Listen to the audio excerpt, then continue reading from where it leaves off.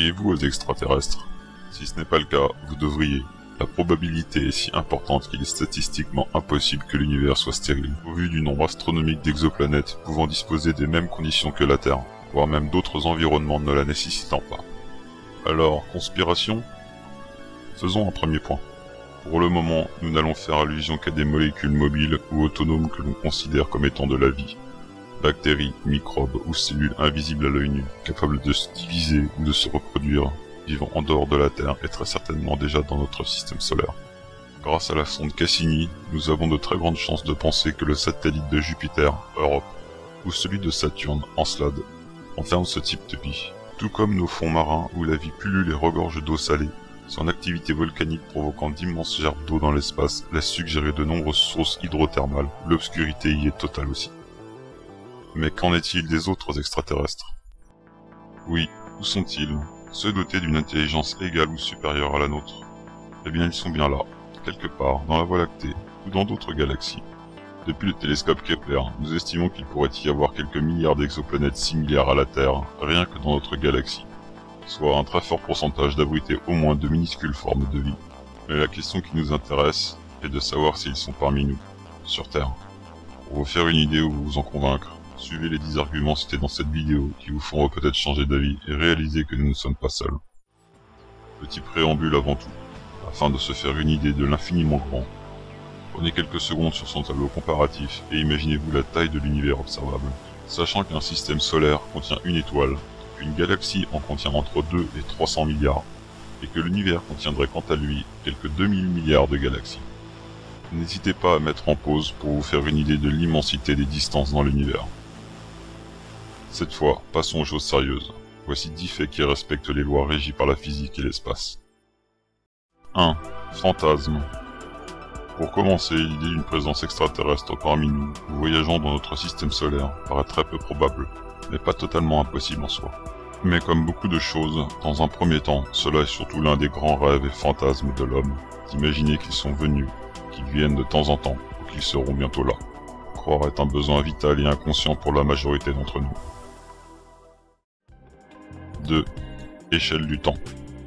Nous savons que la Terre existe depuis environ 4,5 milliards d'années, et qu'à cette échelle de temps, l'existence de l'homme est quasi inexistante.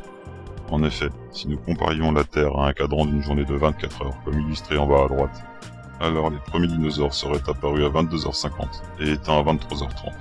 Puis 30 minutes plus tard, l'espèce humaine, l'Homo, juste après l'Australopithèque, serait apparu seulement à 23h59 et 30 secondes. Et l'Homo sapiens, l'homme, donc nous, à 23h59 minutes et 59 secondes, soit la toute dernière seconde de la journée.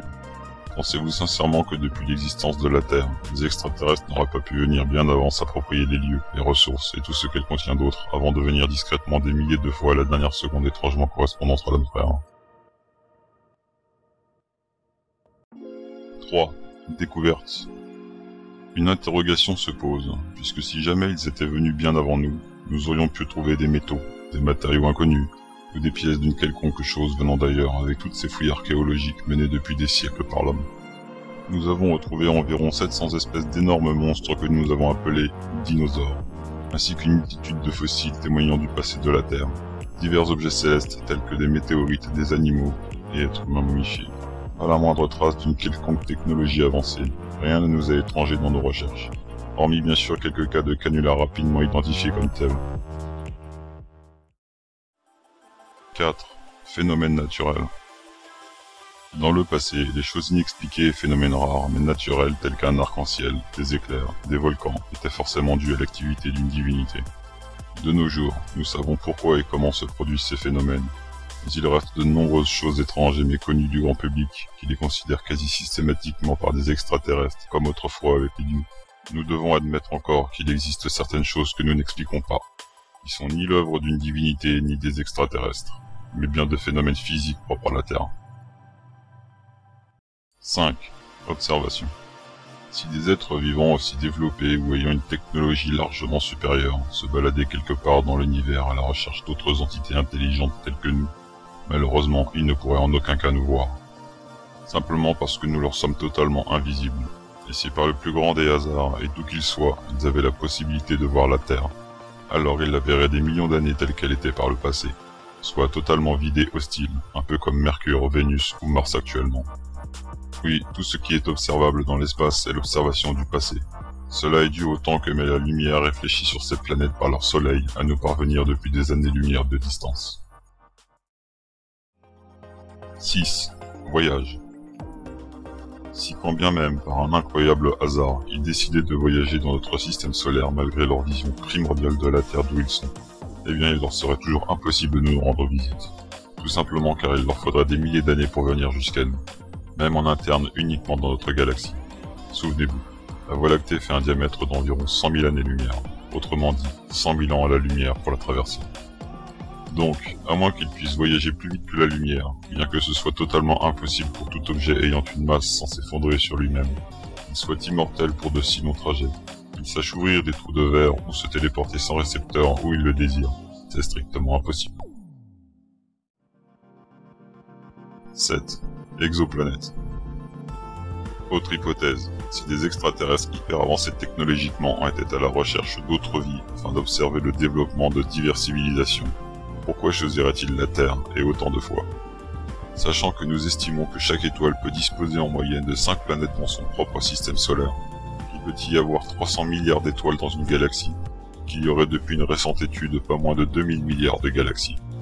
Nous ramenons à un total de 5 planètes fois 300 étoiles égale 1500 milliards de planètes multipliées par 2000 milliards de galaxies, soit environ 3 millions de milliards de planètes potentielles à visiter. Autant dire que même si toutes ces planètes étaient à portée de main, la probabilité de nous trouver sont équivalentes au zéro absolu. Même en vivant des centaines de siècles, il serait impossible de toutes les visiter. Et pour couronner le tout, elles se dispersent sur un rayon d'au moins 100 milliards d'années-lumière dans toutes les directions. 8. Vitesse de déplacement. Toujours dans cet état d'esprit, si toutefois ils avaient la technologie adéquate pour se déplacer à la vitesse de la lumière, et au-delà sans être transformés en une soupe cosmique d'aliens, et que par je ne sais quel miracle ils nous avaient tout de même repérés, alors, avec la relativité restreinte, donc la distorsion causée par la vitesse de l'espace et du temps, si le voyage leur permettait de durer que quelques jours ou quelques années, il serait démultiplié par des milliers de fois pour nous dans ce même laps de temps, tel un voyage dans le futur pour eux, appelé plus communément le paradoxe des jumeaux. Par conséquent, nous en déduirions qu'ils arriveraient chez nous des milliers d'années plus tard où l'humanité serait peut-être éteinte ou partie coloniser d'autres planètes. Même s'ils étaient en route vers nous pour un voyage très court, un battement de cils pour eux équivaudrait à toute une vie pour nous. Le phénomène de relativité restreinte ferait qu'à seulement 10% de la vitesse de la lumière, le temps s'écoulerait un an plus vite tout autour d'eux. À 99% de la vitesse de la lumière, le temps s'écoulerait 7 ans plus vite. Et enfin, à 99,99999% de la vitesse de la lumière, le temps s'écoulerait 2236 ans plus vite. Imaginez donc, égal ou supérieur à la vitesse de la lumière, cela pourrait dépasser des millions d'années à travers le confin de l'univers. 9. Cours du temps. De plus, le cours du temps ailleurs dans l'espace n'est pas égal au nôtre, tout simplement à cause de la gravitation. Cette gravité toujours considérée par une force est découverte par Newton au XVIIe siècle, n'est en fait qu'un étirement de l'espace et du temps, qui sont indissociables l'un de l'autre, ne faisant qu'un, et ce, dû à la présence d'un corps massif. Cela s'appelle la relativité générale, découverte par Einstein en 1915. Pour faire simple, plus une étoile ou une planète est gigantesque et massive, plus l'étirement de cet espace dans lequel elle est grandit. Forcément, le temps est alors lui aussi étiré, ce qui fait que le temps devient relatif. Donc pas le même perçu pour nous, ainsi que pour des êtres ailleurs dans l'univers. De ce fait, il est tout à fait probable qu'au quotidien, notre vie durant un an sur Terre pourrait être alors pour d'autres étant dans un système solaire bien plus massif que le nôtre dans ce même laps de temps, d'environ un mois, ce qui malheureusement n'arrange pas la probabilité de nous rencontrer. 10.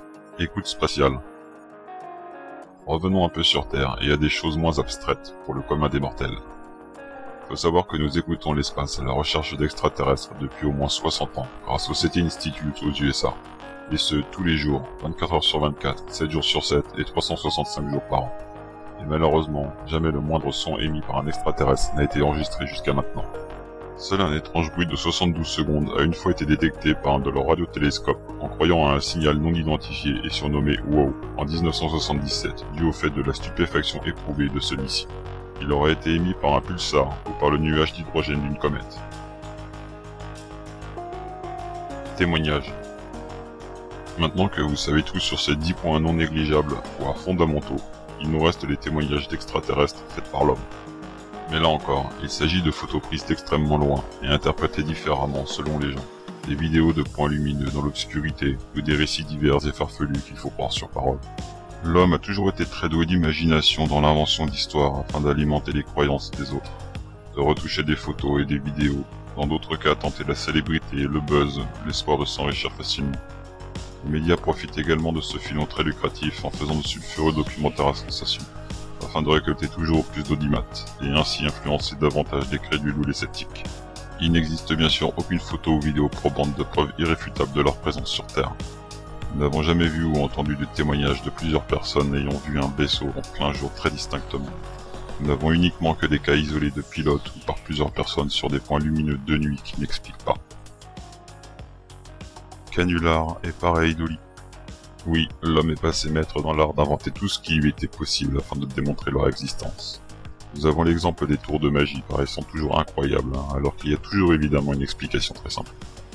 Déjà par le passé avec des photographies illusoires d'objets attachés à un fil transparent, les fameux crop circles dans les champs, ou encore des images collées sur une vitre, l'envoi de plusieurs lampions thaïlandais, le largage de petits faisceaux lumineux par des amateurs en suivant la trajectoire de leurs avions, la pareidolie des photos ombragées de roches lunaires ou martiennes et aussi volontairement mal interprétées, enfin tous les bidouillages numériques depuis l'avènement d'Internet.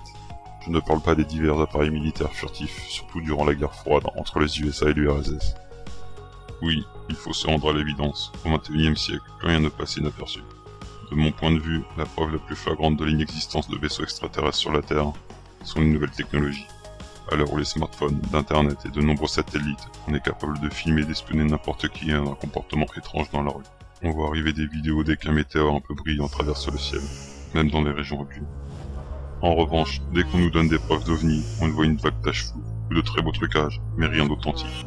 S'il y avait des vaisseaux spatiaux extraterrestres, nous devrions voir des photos et des vidéos montrant quelques détails, et sous plusieurs angles, prises par différents smartphones ou caméras, et tout cela deviendrait vite viral.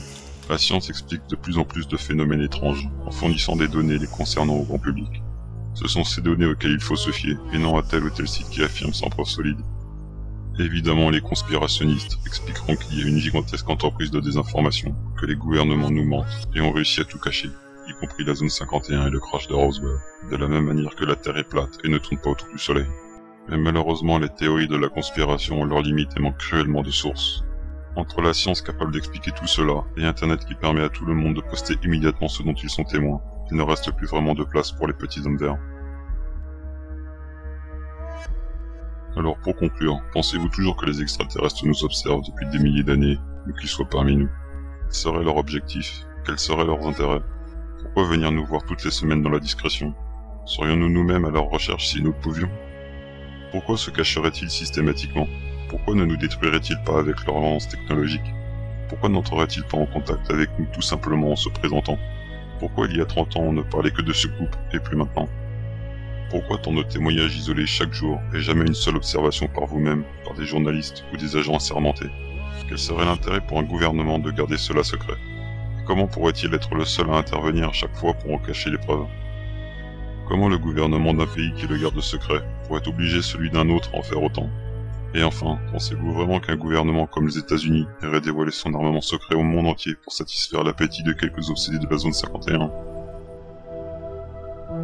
Restez libre d'y croire, et réfléchissez-y à 2 fois avant de vous en convaincre. Personne ne vous ment, aucun secret tenu par des milliers de personnes à la NASA ou ailleurs ne peut le rester durant aussi longtemps, et enfin tout finit par se savoir un jour. Alors oui, ils sont bien quelque part, mais pas chez nous.